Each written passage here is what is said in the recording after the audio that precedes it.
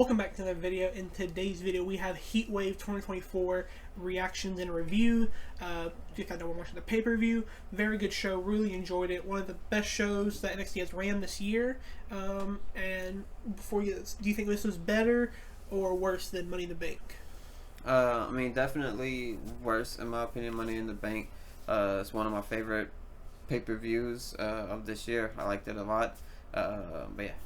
Yeah, I'd say it's definitely close than I would have thought it was going to be today. But after watching it, very pleased with it. But let's get right into things. Where we start off with the North American Champion, where Obafemi is taking on Wesley, and Obafemi does retain the champion. Very good match. Really enjoyed this. What'd you think? Yeah, this was a match that told a really good story of Wesley just kind of giving it his all and it just not being enough. Obafemi just stays as just kind of big monster. He kind of barely pulled it off this time. Like, it was the closest we've seen to a loss that he has gotten, basically. But yeah, both of them look really good. Maybe my favorite match of the night, honestly. Yeah, this match really enjoyed it. Obafemi hit a big F5 like move where he just throws Wesley up in the air and does a full spin, lands on the ground. But yeah, Obafemi, absolute star, great wrestler. Just, he might not be the best technician or anything like that, but all his moves look powerful, they look good, he does it smooth. So yeah, really enjoy this match, really good. But moving on to the other North American champion, where we had the women's North American champion, Kalani Jordan, defending it against Sol Ruka, which she also retains. How'd you feel about this one? Yeah, another one that I could definitely see people saying that it's their favorite match of the night. Sol Ruka hit some amazing moves, so did Kalani Jordan.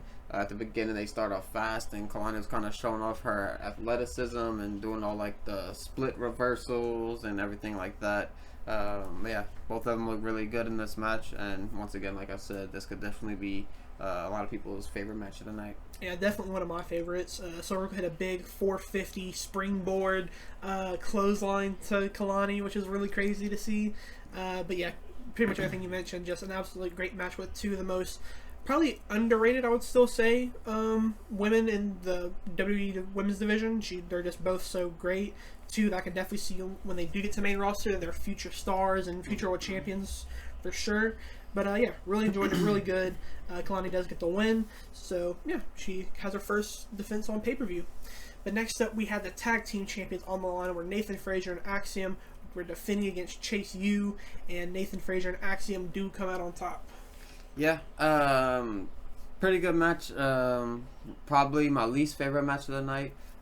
We say this quite a few times, but once again, it's not because the match was bad. Just all the other matches were really good.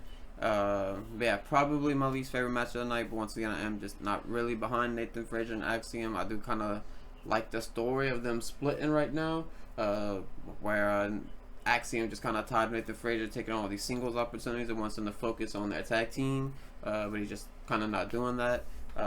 But tonight they retain despite all of that, so I'm kind of curious where that's going to go this Tuesday. Yeah, this match I did really enjoy it. It's probably up there, like probably my top 3 favorite matches of the night, even though we only had a 5-match card. But yeah, really enjoyed this. Nathan Frazier and Axiom went into this match kind of having to get on the same page with each other again. Nathan Frazier showed up late to the show and kind of was cutting close for time for a little bit. We did see a little bit more accidents between Nathan Frazier and Axiom, so kind of leading more to that split that we're eventually going to get between the two. Nathan Frazier super kicks him. He also throws the foot of one of Chase U's members into his face, so definitely getting close to that split, which is a bit unfortunate. I do think we're going to see the end of this tag team reign fairly soon, either in their next defense or the next PLE. But really enjoy this match. Chase U, Andre Chase and Duke Hudson come up close, but still very good. Next up, though, we had the women's world champion, where Roxanne Perez takes on Lola Vice. How'd you feel?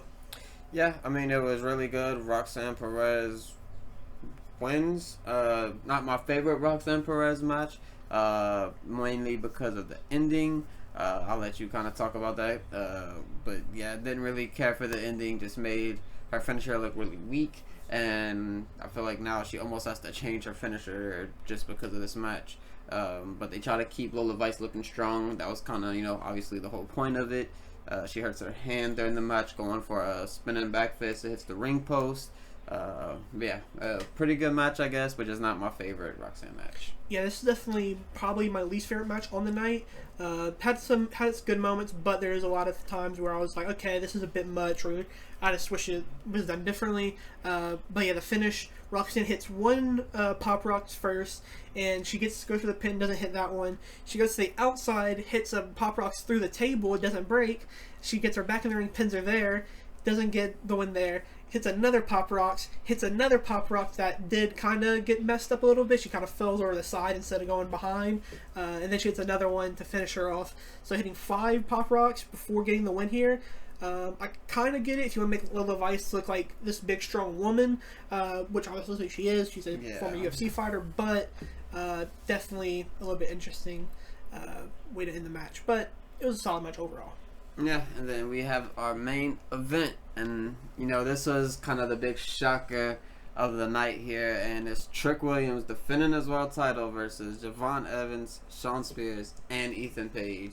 Like I said, this was kind of probably the most anticipated match of the night to most people, I would say, because it was just kind of everybody who you want to see in a world title match in NXT, and yeah, Trick doesn't come out on top, and Ethan Page does. The big story here is obviously going to be the finish and how all of that came about, so I'll let you kind of go into exactly how it all played out. Yeah, so pretty much Trick Williams or Ethan Page and Javon Evans are on the rope.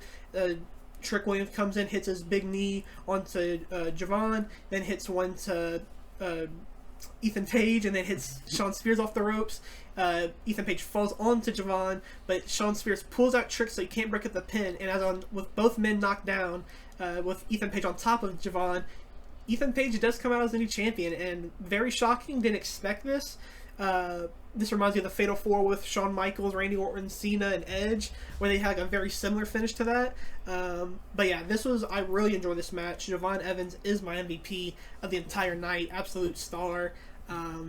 Guy I thankfully can say that I've fought him for a fairly long time now, or since the start of his career, but yeah, really enjoyed this.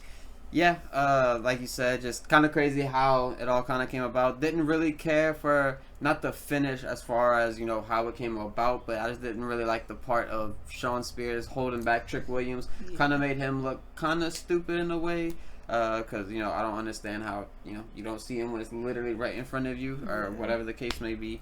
Yeah, I didn't really care for that part. Wish there was another way, maybe they fought each other outside for a second, or I don't know, something like that. Yeah, it made him look kind of weird, but the finish was really good, as you said, with him falling over. Trick Williams basically knocking out Ethan Page and letting him win because of being knocked out. Pretty cool. Something that we don't see a whole lot of, like you said, probably since that Fatal 4-Way match, and even then it wasn't exactly like that necessarily. This was still even then a little bit different. But yeah, obviously Trick Williams losing his belt is the big story here. So what do you think about that? Yeah, I mean, if I'm being completely honest, I don't think Ethan Page will hold this belt for very long. I could see him maybe having one defense on a PLE and then losing on the next. But for Trick, I mean, I think if it is a quick reign for Ethan Page, I think Trick will be the one to get it back from him. Was very unexpected. Usually with main roster shows, we don't get these abrupt and kind of random title changes, but on this one we did. But yeah, decided what for for Trick, assuming he's Ghost for Ethan Page. So yeah, but yeah, that's gonna be NXT Heatwave. My favorite match of the night, I'm probably gonna say, was Obafemi Wesley. I think, like I said in that review of that match, that it just told a really good story of Wesley just not necessarily having enough, but coming so close that maybe he could the next time they go against each other in another setting, maybe, or something. But yeah, what do you think? Yeah, mine was the Fatal 4-Way World Champion match. But yeah, that will do it from us. Let us know your reactions and how you feel about the show down in the comments below. Thank you guys for all the support on all the previous videos, and we will catch you guys in the next video.